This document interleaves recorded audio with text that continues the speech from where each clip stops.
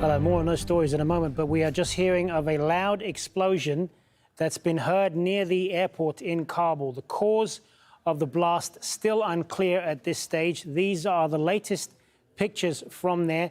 Thick plumes of black smoke were seen in the Kabul skyline, and it just comes days after a suicide bomb attack killed 175 people, including 13 U.S. service members.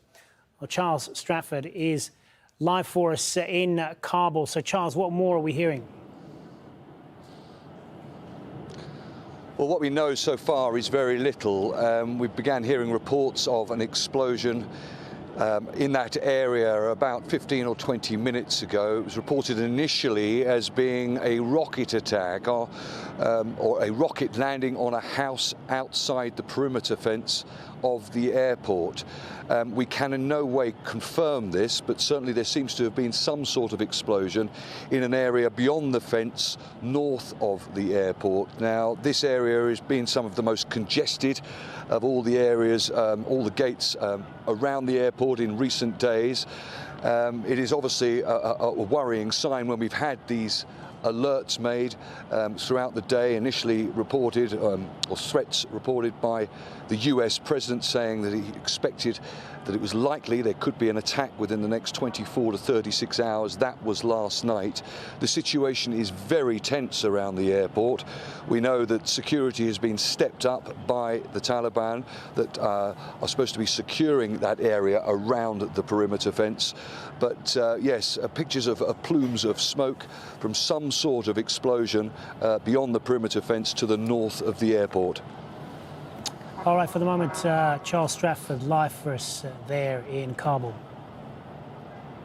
All right, actually, we do have a bit more time to talk more about this, Charles. My apologies. Where do things stand right now as far as the situation around the airport with the timeline for evacuations?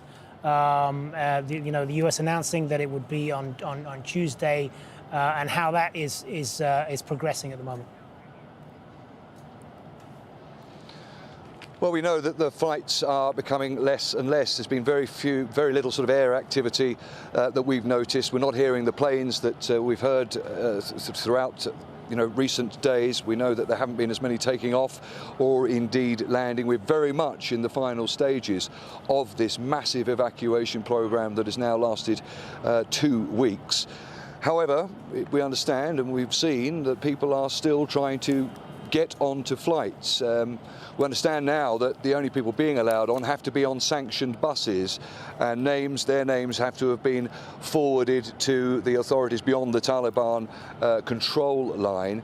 But having spoken to a busload of people this morning who indeed had that kind of necessary paperwork, they made an attempt to get in and didn't. So it seems as if there are going to be a lot of people, as expected, who may have the necessary official documents but will not be getting on flights. And meanwhile, as we say, the situation here is just incredibly tense around the airport. We had a US drone strike that took out what were described as 2 high-profile members of Intl, the group that claimed responsibility for those attacks that killed more than 100 people a few days ago.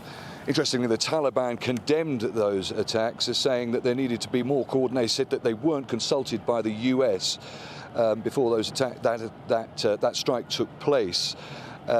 We know that the US and the Taliban have been cooperating quite extensively, certainly in recent days, around the airport. But as this tension increases, the closer we get to this deadline for this evacuation operation to end, and with this threat of an attack hanging over the thousands of people around the airport and indeed all over Kabul, you can imagine that that level of cooperation, one would think, in these final hours is critical and very much ongoing. Yeah, just picking up on that, Charles. What implications does this now have on the sort of gradual handover of security from the U.S. forces to the Taliban at this point? Well, the Taliban and ISIL are arch enemies here, and of course in recent years, the US has been helping the former government here in dealing with the ISIL threat. The Taliban have also actually been complimented. Some analysts say they've done quite well in preventing other attacks by ISIL in Afghanistan, but over the last 3 years or so they've been responsible for some of the most brutal attacks in this country. Hospitals attacked, we've had schools attacked, indeed one maternity ward was actually attacked by this group.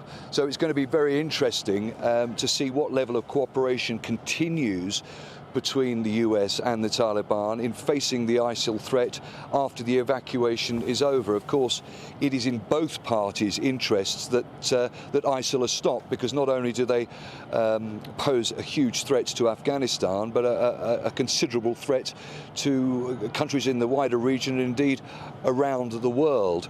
As I said, the Taliban actually condemned the strike against those ISIL high priority figures, as they were described, in the last 48 hours or so. But the fact remains that it seems as if the Taliban are going to need all the help they can get when they don't have the kind of air power that America can supply to take out these ISIL targets. All right, for the moment, Charles Strafford, live for us there in Kabul. Thanks, Charles.